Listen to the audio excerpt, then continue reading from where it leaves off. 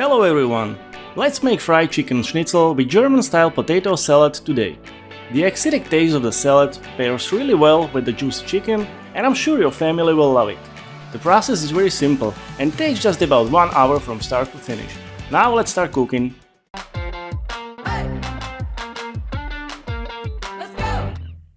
You can see the main ingredients on the screen now. We will also need some flour, breadcrumbs and basic spices that I will mention when the time is right. Let's start with the potatoes, as they need some time to cook. Wash your potatoes, keep the skin on and cook them in salted water for about 20 minutes.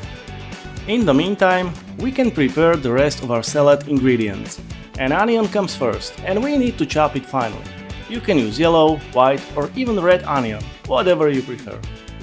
Pickles come next. 3 or 4 small pieces should be enough, and again, no magic here. Just chop them finely with a sharp knife. Some people prefer large pieces, but I always go for a fine cut. A German-style salad always comes with some herbs. The most popular choices are either parsley or chives. As you can see, I'm using parsley today. Finely chopped works the best, but you can also tear it by hand.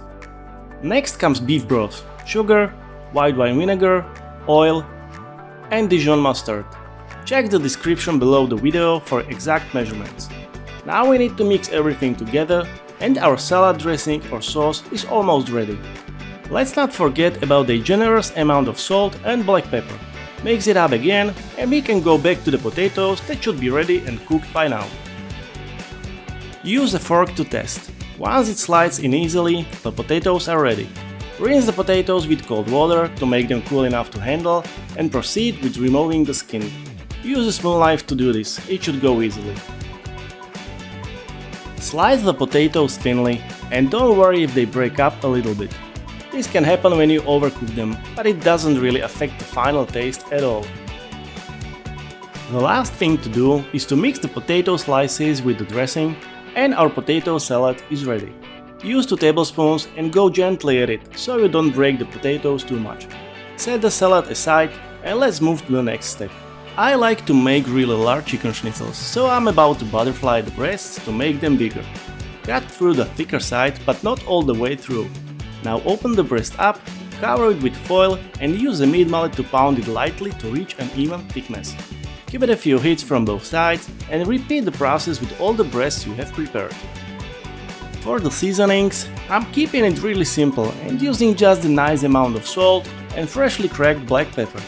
And for the best results, always season the meat from both sides. Let's work on the breading now. Break 2 eggs, season with salt and pepper and beat them properly with a fork. We will also need some flour. All-purpose works fine. And breadcrumbs, of course. I'm using plain, but you can use panko or Italian crumbs too. I'm sure you know the breading process by now, but let's go over it again. Start by coating the chicken with flour. Make sure every part of the meat is covered, or the breading won't stick properly. Next come the beaten eggs, and again, every part of the chicken breast has to be properly covered with it. I always flip the meat twice to make sure I have a solid layer. And now the breadcrumbs. As you can see, I'm using a baking dish for its final step. It makes the breading so much easier. All you have to do is shake it a bit and the crumbs nicely cover the whole piece. Press the breadcrumbs down with your hand and feel free to flip your chicken a few times to make sure the breading is nice and solid. Once all the breasts are breaded, we can start frying. My schnitzels are large, so I need to fry one at a time. I'm using canola oil, but feel free to use your favorite frying time.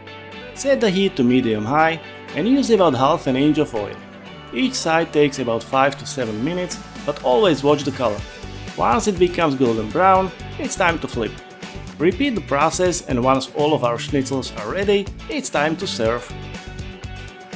When plating this dish, I start with the potato salad and place the schnitzel on top of it. You can add some more chopped parsley or chives. Some people also add a slice of lemon or 2, but that's optional. And that's it for today. Please hit the subscribe button in case you like this recipe and post a comment below. See you next week!